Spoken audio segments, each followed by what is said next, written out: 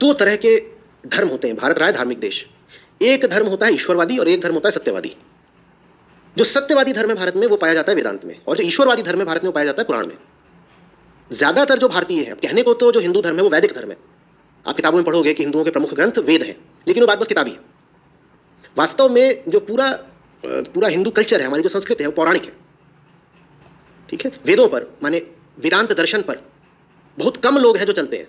जो आम हिंदू है उसे पता हो चाहे ना पता हो, पर उसकी जिंदगी बिल्कुल पौराणिक है। और पुराण जो है वो सत्यवादी नहीं है, वो ईश्वरवादी है। वहां पर जो सबसे ऊंची सत्ता है वो ब्रह्म की नहीं है, ईश्वर या भगवान की है।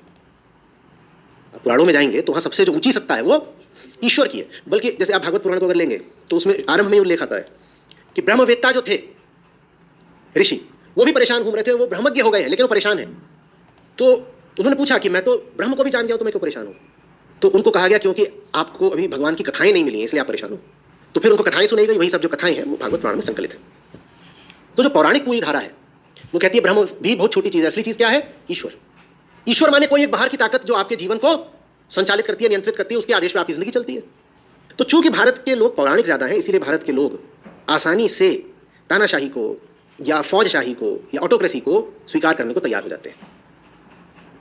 और जो वेदांती होगा, जो सत्यवादी होगा, वो कहेगा नहीं नहीं नहीं, यदि सर्वोच्च शक्ति आत्मा है तो आत्मा तो मेरे भीतर है ना, मैं बाहर किसी को कैसे अपना स्वामी मान लूं? मेरा स्वामी तो मुझ में, तेरा साईं तुझ में है, जाग सके तो जाग, ज्ञानियों ने गाया है। बात समझ आ रही है? तो जहां कहीं भी आप पौराणिक भाव ज्यादा देखेंगे, वहां बाहर किसी के प्रति झुक जाना ज्यादा आसान पाया जाएगा। क्योंकि पुराणों में जो कथाएं भी हैं वो भी महान राजाओं वगैरह की हैं, तो फिर कोई भी महान हो सकता है, उसके आगे झुक जाओ बस। और जो राजा होता था वो प्रजा से पूछे तो नियम बनाता नहीं था, तो अपने हिसाब से सारे काम करता था। वेदांत ये सब नहीं मानता कि कोई राजा हो सकता है जिसके साथ तुम्हें काम करना। वेदांत कहता है कि अगर बादशाह हो तो तुम हो, और अगर तुम गुलाम हो तो अपनी गुलामी के कारण भी तुम खुद हो। तो जहां वेदांत होगा वहां पर ऑटोक्रेसी नहीं हो सकती।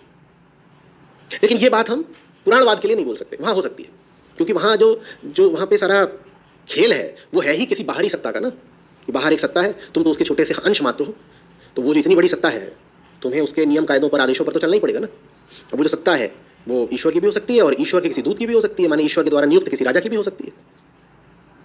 विशेषकर अगर राजा अपना संबंध किसी तरह स्थापित कर ले ईश्वर के साथ, तब तो तुम्हें राजा के सामने झुकनी चाहिए। समझ में आ रही बात है? वो किसी भी प्रकार की गुलामी या दासता स्वीकार नहीं करेगा, वो आज्ञा पालक चित्त नहीं हो सकता। वेदों का दर्शन है वेदांत, और वेदांत बड़ा विद्रोही दर्शन है। जो वेदांत को समझता है वो बाहर की किसी सत्ता का आज्ञा पालन कर ही नहीं सकता।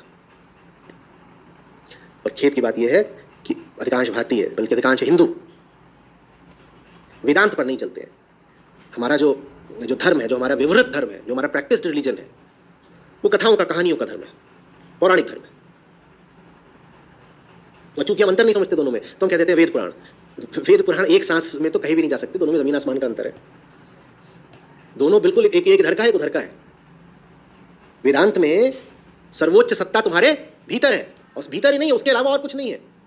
उसके अलावा और कोई सत्ता है ही नहीं। यही नहीं कि वो सर्वोच्च है तो बाकी और छोटी मोटी होंगी नीचे वाली, एकमात्र सत्ता है और वो तुम में ही है। और पुराणों में जो एकमात्र सत्ता है वो बाहर कहीं आसमानों में किसी और लोक में बैठी हुई है, और वहां बैठ के वो आदेश पालित करती रहती है। तो वेद पुराण एक साथ बोलना कोई बहुत ढंग की बात भी नहीं है। दोनों बहुत अलग अलग चीजें हैं। और हिंदुस्तान जो है वो वेदांत पर नहीं चलता है, वो पुराण पर चलता है। हालांकि ज्यादातर लोगों को बात मालूम नहीं है, क्योंकि पढ़े लोगों ने ना वेद है ना पुराण है, वो तो बस ऐसे ही उनको जो परंपरा मिल गई उस पर चल रहे हैं।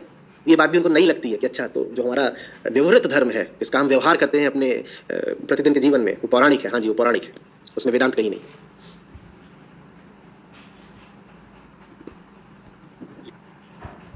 कहीं ऐसे किसी चीज की तरफ बढ़ेंगे, आकर्षित होंगे।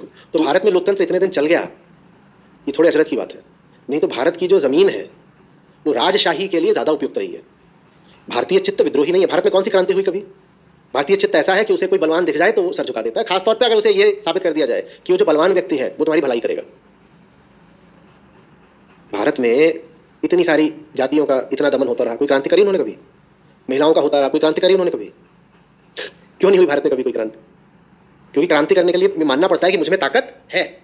लेकिन जो हमारा लोक दर्शन रहा है, जो आम जनता में प्रचलित दर्शन रहा है, वो ये है कि सारी ताकत तो बाहर है। ये फेटलिज्म, कि इंसान तो कुछ कर ही नहीं सकता, जो करता है वो कोई बाहर वाला करता है। हम तो कुछ भी नहीं है, हम तो ऐसे हैं कि जैसे हवा में उड़ता सूखा पत्ता, जिधर हवाएं चाहेंगे उधर हम पहुंच जाएंगे। हमारा क्या है, हम तो, हमने कोई दम ही नहीं है। आम आदमी में ये भाव देखते हो कि नहीं देखते हो? या जी छोड़िए, अब जो होना होगा सो होगा, ऊपर वाला देख लेगा।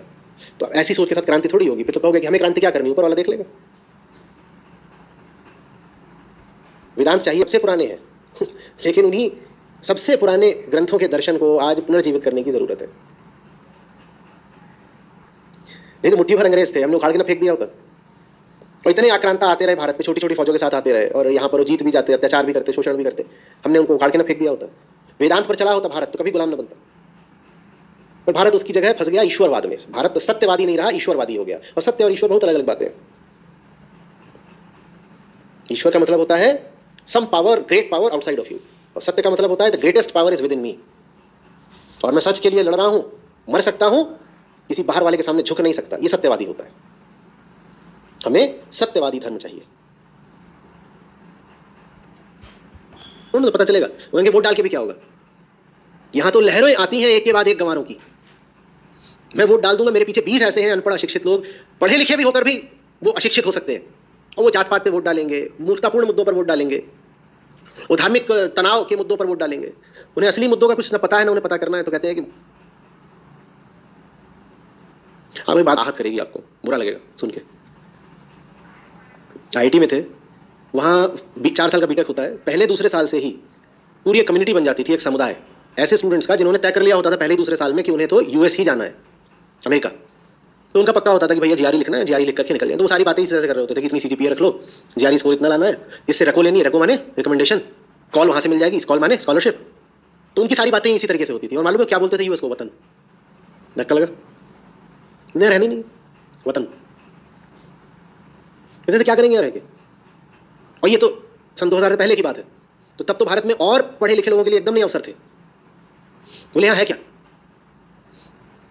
मैं जो कर सकता हूं वो ये देश मुझसे करवाएगा नहीं, और मैं करने निकलूंगा तो यहाँ के लोग मुझे गाली गलौज और करेंगे, और मुझ में न इतनी शक्ति है, न इतना धैर्य है कि मैं यहाँ रुक करके मूर्खों से गालियां खाऊं। तो कहते थे हम तो जा रहे हैं अपने वतन। वो यूएस को वतन बोलने लगते थे, मुझे बड़ा बुरा लगे। फिर धीरे धीरे सुनने की आदत पड़ गई थी।